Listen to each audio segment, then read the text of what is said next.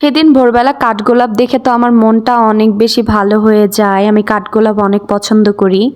আর হচ্ছে বাসার পাশের এই জায়গাটায় আমি গিয়েছিলাম হাঁটতে। ভোরের মিষ্টি বাতাস কিন্তু আমাদের শরীরের জন্য খুবই উপকারী। আমার অনেক বেশি ভালো লাগে ভোরবেলা হাঁটতে, তবে ভোরবেলা খুব একটা হাঁটা হয় না।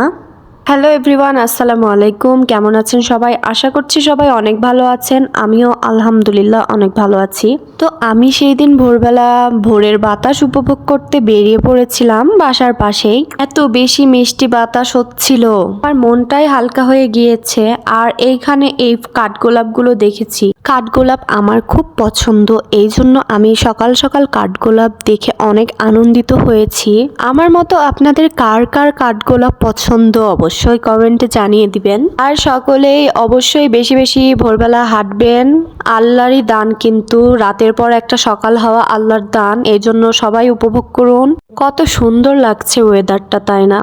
আশেপাশে কিন্তু কেউ নেই, সবাই ঘুমিয়ে আছে। এখন মনে হয় 6টা বাজে সকাল।